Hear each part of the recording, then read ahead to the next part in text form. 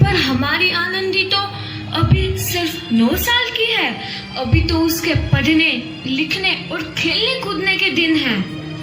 देख पार्वती, लड़कियां पराया धन होती है और जितना जल्दी इन्हें घर से विदा कर दे उतना अच्छा है। कल से आनंदी की पढ़ाई लिखाई बंद। पर बापू, इसमें मेरी क्या गलती है? आप मुझे पढ़ाई करने क्यों नहीं देते? तेरी गलती है कि तू एक लड़की है। लड़का होती तो क्या बापू? लड़का होती तो क्या? ऐ लड़की, ज्यादा जबान ना चला, नहीं तो जबान अलग से खींचकर बाहर निकाल दूंगा। बापू, मैं पढ़ लिख कर कुछ बनना चाहती हूँ। मेरी पढ़ाई ना रोको बापू। आनंदी, तुझे पढ़ना है तो पढ़, लेकिन सारी उम्र बाप की छाती पर यूं बोझ बनकर ना बैठ। पर बापू, अभी तो मेरी उम्र पढ़ाई लिखाई की है। मुझे पढ़ लिख कर डॉक्टर बनना है। पढ़ाई पढ़ाई पढ़ाई, आज तो तेरी इन किताबों का काम तमाम करके ही छोड़ूंगा। ये ले। नहीं बापू, मत छोड़ो बापू। मत छोड़ी। नहीं बापू, नहीं। बापू, ये तुमने क्या किया? तुमने मेरी इन किताबों को ही नहीं फाड़ा बापू, मेरी किस्मत फाड़ दी, मेरी किस्मत। ये कॉपी किताबें ना सिर्फ छोरों के हाथ में अच्छी लगती है, लड़कियों के हाथ में तो सिर्फ मेहंदी अच्छी लगती है, मेहंदी। पर बापू, मैं लड़की हूँ तो क्या हुआ? लड़का और लड़की तो हमारी दोनों आंखों के समान होते हैं। चुप कर आनंदी, और यह एहसान मान कि अब तक जिंदा है तू। कहीं बचपन में गला दबाकर मार दिया होता तो यह तेरी बकबक नहीं सुननी पड़ती आज। पर बापू, मुझे चूल्हा जलाना अच्छा ना लगे है। देख छोरी, जितना जल्दी हो तू चूल्हा जलाना सीख ले, उतना ही अच्छा है तेरे लिए। और हाँ, तेरा ब्याह तो होगा, वो भी कल के कल। अबला जीवन है तुम्हारी यही कहानी।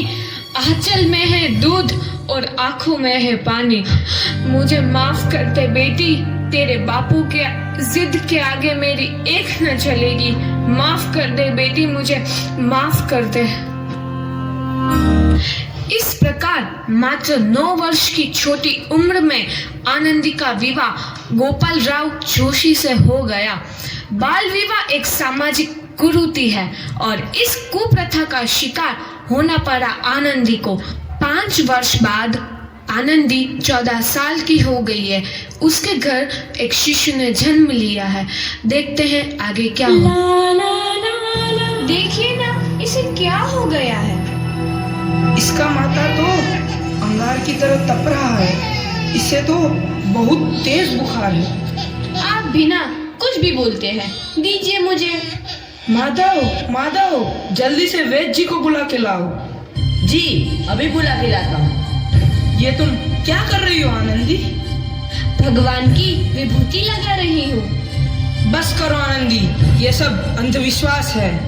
अरे आप यकीन तो कीजिए, भगवान की कृपा से इसका माथा ठंडा हो रहा है और बुखार भी उतर गया है ना बाबू? देखिए, दीजिए मुझे।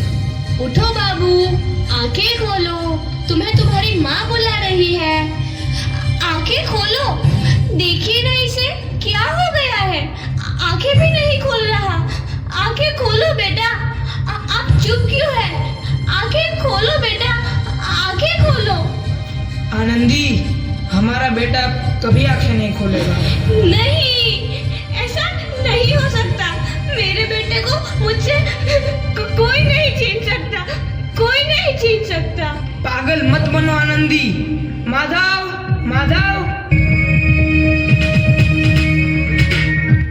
आनंदी, बंद करो ये पागलपन। भगवान ने मेरा बच्चा छीन लिया। भगवान ने नहीं, तुम्हारी अशिक्षा और अंधविश्वास ने तुम्हारा बच्चा छीना है। अगर तुम पढ़ी लिखी होती तो आज हमारा शिशु जीवित होता। तुम अनपढ़ थी आनंदी, अनपढ़। नहीं, अब मैं अनपढ़ नहीं रहूंगी मैं अनपढ़। मैं पढ़ूंगी ताकि कल किसी और आनंदी को इलाज के अभाव में अपना बच्चा ना खोना पड़े। शाबाश आनंदी, और यही तुम्हारे अपराध के लिए प्रायश्चित भी है। जमशेद कर, तू है नदी 12वीं का परिणाम आ गया है। तुमने पूरे कॉलेज में प्रथम स्थान अर्जित किया है। आनंदी, तुम्हारी मेहनत रंग लाई है। तुम्हें शिक्षा वृत्ति मिली है। ये लो तुम्हारे अमेरिका जाने की टिकट। मुझे शिक्षा वृत्ति मिल गई, मैं अमेरिका जा रही हूँ। पर ये सब मैं अकेले कैसे कर पाऊंगी? आनंदी, अपने आप को इतना कमजोर क्यों समझ रही हो? फिर इतना पढ़ने लिखने का क्या फायदा? तुम अभी गवार की गवार नहीं हूँ मैं अब गवार।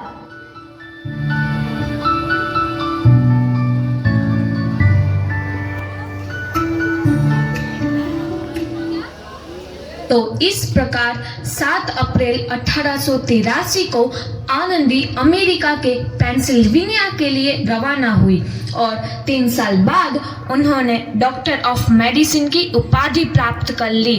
इधर आनंदी के पिता की तबीयत बहुत खराब है। आगे क्या होता है देखते हैं। लगता है अब मेरे जाने का समय आ चुका है। अब मैं नहीं बचूंगा। ऐसा मत बोलो। शहर के सिटी हॉस्पिटल में अमेरिका से डिग्री लेकर कोई बड़ा डॉक्टर आया है। एक बार वहां चलकर दिखा लेते हैं। हाँ, सही बोला भैया। कम से कम दिल को तसल्ली तो मिल जाएगी। हाँ हाँ, चलो चलो जल्दी हॉस्पिटल चलते हैं।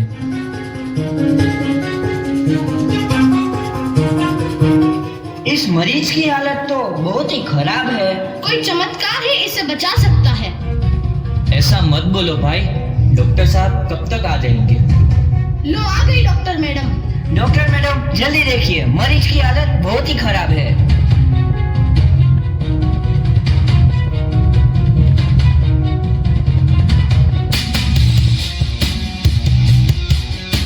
अब आप बिल्कुल ठीक हैं। मौत के मुंह से आपको बचाया है डॉक्टर मैडम ने। डॉक्टर साहब ने मुझे बचा लिया। मुझे मिलना है डॉक्टर साहब से। डॉक्टर साहब नहीं, डॉक्टर मैडम बोलो। डॉक्टर मैडम, उन्होंने ही तुम्हें जीवन दान दिया है। लो आ गई डॉक्टर मैडम, मिल लो उनसे। डॉक्टर मैडम, आपका बहुत बहुत धन्यवाद। आपने मेरी जान बचाई। इसके बदले में मैं गरीब भला आपको क्या दे सकता हूँ? वचन चाहिए मुझे कि कभी ये नहीं कहोगे कि लड़कियां कुछ नहीं कर सकती। वचन? ये कैसा वचन? अरे श्यामलाल, तुमने पहचाना नहीं? तुम्हारी बेटी आनंदी। आनंदी? मेरी बेटी आनंदी डॉक्टर? हाँ बापू, वही आनंदी जिसके लिए बचपन में तूने चूल्हा और दूल्हा के अलावा कुछ नहीं सोचा था। आनंदी, आनंदी मेरी बेटी, मुझे माफ कर दे। मैं तेरा गुनहगार हूँ बेटी। नहीं नहीं बापू, वही आनंदी जिसके हाथ पीले करके तुम उसकी सारी जिंदगी काला कर देना चाहते थे। माफ कर दे मुझे मेरी बच्ची, माफ कर दे। मैं तेरा अपराधी हूँ मेरी बच्ची, माफ कर दे। नहीं बापू, मैंने तो तेरा एहसान चुकाया है। याद है ना अपना एहसान जो बचपन में तुमने मुझ पर किया था? ताने सुना सुना कर जीते जी मार डाला था मुझको। अब बोल, और किस किस को मारेगा? आनंदी बेटी, मुझे माफ कर दे मेरी बच्ची। मैं तेरा गुनहगार हूँ। बापू, आपने ही तो बोला था किताबें सिर्फ बेटों के हाथ में अच्छी लगती है, बेटियों के हाथ में तो सिर्फ मेहंदी। बेटों और बेटियों में फर्क करना तो आंखों में फर्क करने समान है।